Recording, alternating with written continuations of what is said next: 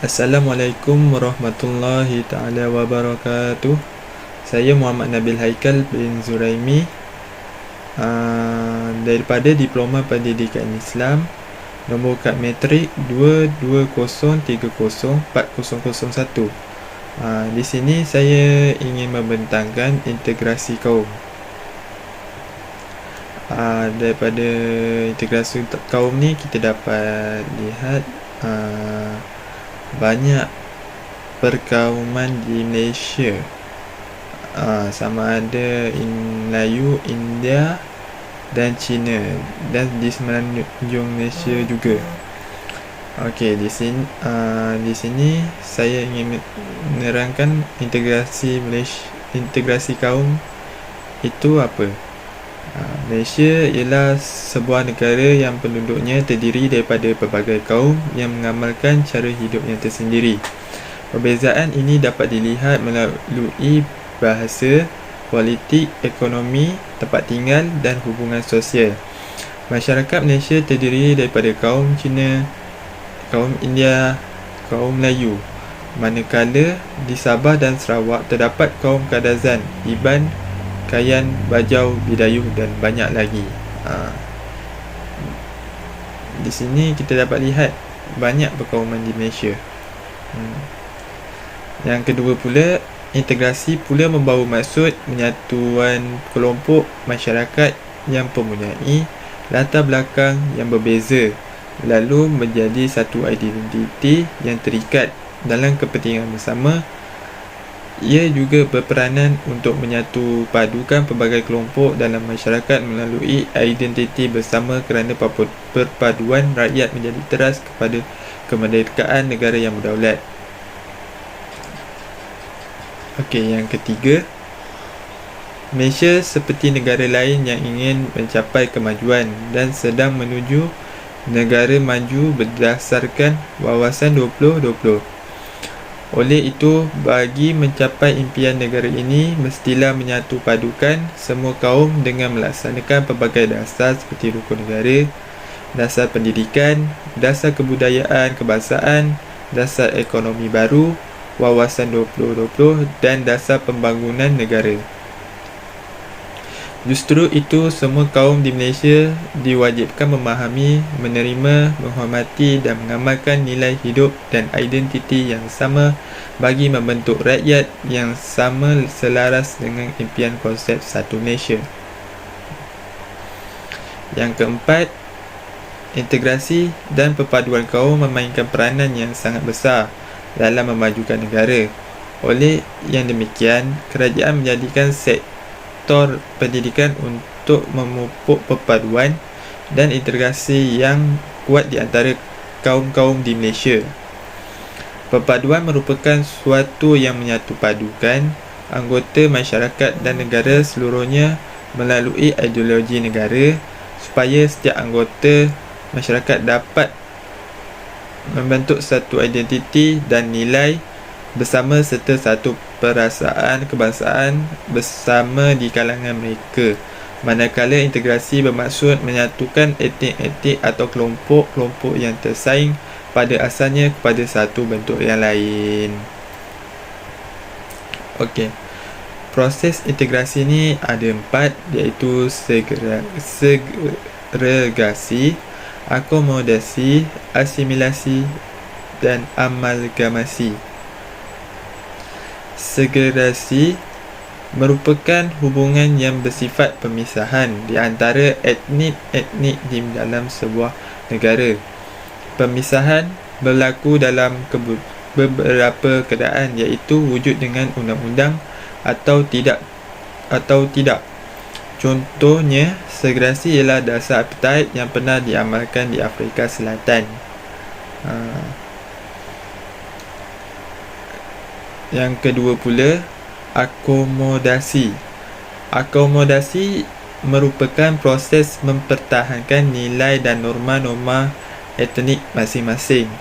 Hidup harmoni dan menghormati di peringkat pemerintahan akan mengikuti setiap pusat untuk menghantar wakil bagi kebergantungan antara satu sama lain dengan negara yang lain. Contohnya negara Switzerland. Yang ketiga, asimilasi, juga dikenali sebagai asimilasi struktur, proses kemasukan ke dalam masyarakat dominan melalui persahabatan dan perikatan rapat. Asimilasi kelompok minoriti adalah berbeza-beza, iaitu berdasarkan kepada perbezaan fizikal seperti warna kulit dan ciri-ciri budaya berbeza dengan budaya kelompok dominan. Yang keempat, yang terakhir sekali, amalgamasi, proses pencampuran budaya bagi membentuk budaya yang baru. Cara utama ialah melalui perkahwinan antara etnik.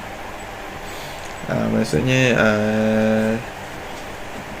dari kaum yang lain kahwin dengan kaum yang lain. Kepentingan integrasi. Kepentingan ni pun ada 4 juga, iaitu mewujudkan kestabilan politik, membangunkan ekonomi negara, menggalakkan semangat perkauman dan mewujudkan negara yang aman. Yang pertama sekali ialah mewujudkan kestabilan politik. Mewujudkan kestabilan politik ini, kita dapat mengharmonikan negara kita dengan lebih aman, dan undang-undang juga kita dapat patuhi dengan lebih sempurna. Dia menjadikan negara kita ni lebih stabil dan aman dan damai. Yang kedua pula, membangunkan ekonomi negara. Kalau membangunkan ekonomi negara ni, kita dapat lihat peniaga dari Malaysia ni, peniaga dalam Malaysia ini banyak mengeluarkan hasil daripada negara, mengeluarkan produk itu kepada luar negara. Dia juga dapat meningkatkan perpaduan kaum juga, serta meningkatkan ekonomi negara. Meningkatkan ekonomi negara. Daripada situ kita dapat menyediakan peluang pekerjaan, lagi meningkatkan taraf hidup, meningkatkan kewangan. Daripada situlah kita dapat kepentingan integrasi dengan kaum ni, daripada pendidikan juga, daripada persekolahan, daripada pekerjaan, dan sebagainya lah. Yang ketiga ialah menggalakkan semangat perkauman. Menggalak semangat perkauman ni juga pun penting juga, daripada budaya kita ditunjukkan kepada budaya lain supaya dapat dikenali lah dengan lebih mendalam lagi lah, mendapatkan ilmu pengetahuan daripada tradisi dan sebagainya. Yang keempat pula mewujudkan negara yang aman. Mewujudkan negara yang aman ni, negara kita ni tidaklah berlaku daripada serangan daripada luar negara. Menjadikan negara kita lebih perkongsian maklumat lah dengan negara yang lain, mengeratkan hubungan yang baik dengan negara lain, dan sebagainya juga. Yang ketiga pula, faktor yang menghalang integrasi. Faktor yang menghalang integrasi ni ada 3, iaitu prasangka. Di negara kita biasanya prasangka berbentuk negatif, iaitu prasangka buruk terhadap kumpulan atau kaum yang lain. Yang kedua pula, perkauman. Sikap mementingkan kumpulan kaum sendiri di Malaysia. Sikap perkauman sangat jelas sama ada dalam bidang ekonomi, politik, sosial dan kebudayaan.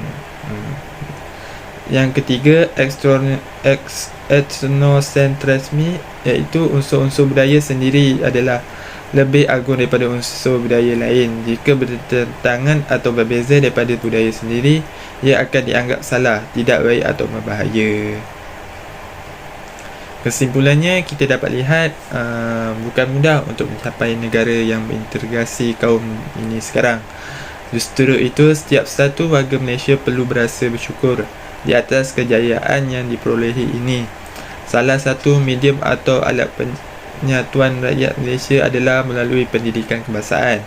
Institusi sekolah diharap bukan lagi hanya sebagai tempat untuk belajar, menulis, mengira dan membaca, tetapi sekolah juga berperanan untuk membimbing pelajar untuk hidup bermasyarakat dan negara.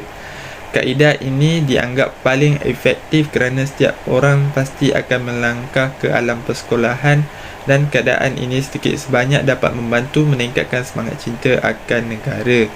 Berdasarkan bahasa Melayu sebagai bahasa kebangsaan, sukatan kurikulum yang bersepadu dan sistem peperiksaan awam yang seragam. Semangat patriotik hendaklah disemai dalam diri setiap kumpulan supaya negara kita kukuh daripada dijajah oleh anasir luar melalui pemikiran maupun secara langsung. Negara yang maju dari segi ekonomi dan sosial mestilah bersatu padu dalam rakyat dan masyarakat. Diharap kestabilan politik di Malaysia dapat dikekalkan selamanya. Sampai di sini saja pemandangan saya pada hari ini. Sekian, terima kasih.